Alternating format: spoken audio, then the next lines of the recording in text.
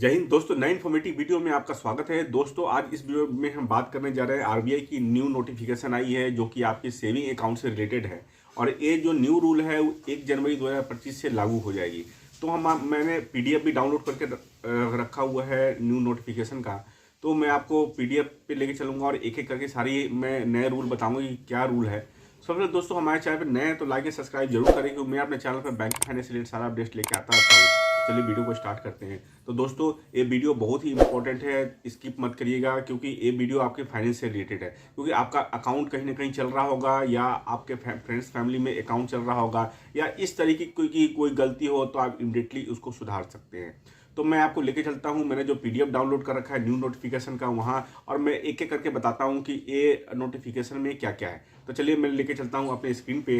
दोस्तों, आप देखेंगे कि 2 दिसंबर 2024 को ये न्यू नोटिफिकेशन आया है। इस नोटिफिकेशन के अंदर सबसे पहला जो आपके लिए इम्पोर्टेंट है वो जानना जरूरी है कि अगर आपके घर में अगर आपका डीबीटी को थ्रू अगर कोई स्कीम से, गवर्नमेंट स्कीम से अगर कोई पैसा आता है और उस पैसे को आपने पूरे साल में आपने नहीं निकाला है तो वो पैसा के ऊपर फिर गवर्नमेंट उसको वापस लेने के वो अब तैयार है, क्योंकि वो पैसा को आपने यूज़ नहीं किया है, कुछ ना कुछ कंसर्न है तभी वो पैसा को यूज़ नहीं हुआ है। इससे रिलेटेड क्या है, अगर आपका कोई स्कॉलरशिप आया है या गवर्नमेंट से रिलेटेड बहुत सारे लोगों को पेंशन आता है, गाँव में जो पेंशन आता है वो वृद्धा पेंशन या किसी भी स्कीम के लिए विकलांग पेंशन है, ऐसे कोई पेंशन है और 1 सालों से अगर उन्होंने पैसे को नहीं निकाला है तो वो पैसे के लिए न्यू पॉलिसीज है कि वो पैसे वापस हो सकते हैं आपके।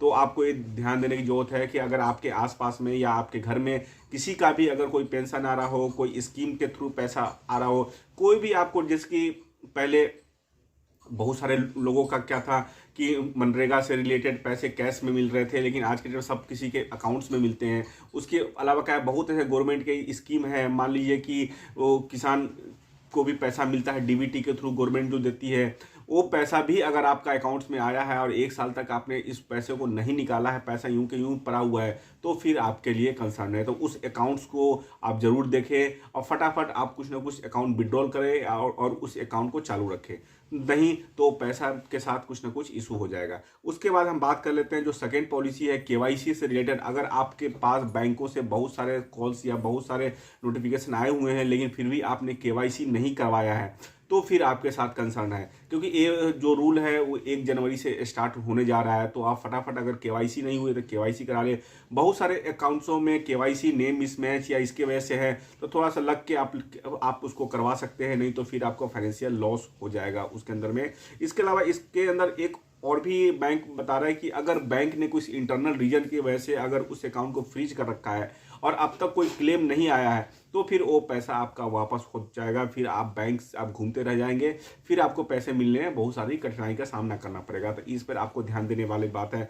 उसके बाद हम बात कर लेते हैं जो थर्ड पॉइंट है। इसके अंदर आप देखेंगे तो डीबीटी के साथ साथ या किसी भी प्रोविजन में अगर अकाउंट आपका फ्रीज हुआ है, फ्रीज मतलब कि मान ली कोई गलत ट्रांजेक्शन की वजह से बहुत सारे लोगों का आज के डेट में अकाउंट फ्रीज हो जाता है, सेविंग अकाउंट में करेंट अकाउंट की ट्रांजेक्शन कर रहे हैं तो उसके वजह से ही फ्रीज होता है, या कोई पुलिस कंप्लेन की वजह से, इनकम टैक्स की वजह से, जीएसटी की वजह से अगर आपका अकाउंट फ्रीज हो रखा है और आपने पैसे को अब तक क्लेम नहीं किया है तो आप क्लेम करने का प्रोसेस स्टार्ट कर दिए, नहीं तो वो पैसा भी आपको अब नहीं मिलेगा। क्योंकि बैंक देख रही है कि बहुत सारे ऐसे अकाउंट है जो अकाउंट फ्रीज हो रखा है और उस अकाउंट को कोई भी क्लेम करने नहीं आ रहा बहुत दिनों से। तो उस कंसर्न में बैंक को ये लग रहा है कि या तो वो पर्सन की गलती है या कुछ ना कुछ दिक्कत है तभी वो पैसा क्लेम करने नहीं आए। तो वो कंडीशन में भी आरबीआई ने बोला है कि भैया वो पैसा को हम क्लेम कर लेंगे। ये नोटिफिकेशन में सारा कुछ है।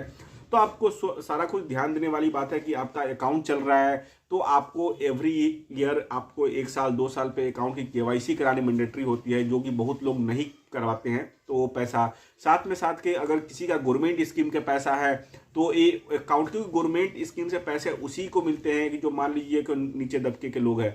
बहुत सारे लोगों को पैसे मिल जाते हैं लेकिन वो यूज़ नहीं कर रहे हैं। तो आपने ये जानकारी को अपने आसपास में लोगों को जरूर बताएं कि अगर किसी का अगर पैसा आ रहा है तो वो करे। उसके बाद केवाईसी जरूर कराएं। अपने बैंक में एक बार विजिट करके आप चेक करवा लें कि आपके अकाउंट में केवाईसी ड्यू तो नहीं है, और अकाउंट से एक ना एक ट्रांजेक्शन जरूर करें। वैसे आपको पता भी होगा कि अकाउंट इनएक्टिव अगर आप 1 साल तक ट्रांजेक्शन नहीं करते हैं तो अकाउंट इनएक्टिव हो जाता है। 2 साल तक अकाउंट यूज नहीं करते, डोरमेंट में चलाता है। डोरमेंट होने के बाद फिर आपको केवाईसी, फोटोग्राफ, सारा कुछ बैंक में सबमिट करना पड़ता है, तब फिर आप अकाउंट स्टार्ट होता है। तो दोस्तों आशा करता हूँ ये वीडियो बहुत ज़्यादा इन्फॉर्मेटिव है। लाइक और शेयर जरूर है। Thank you very much.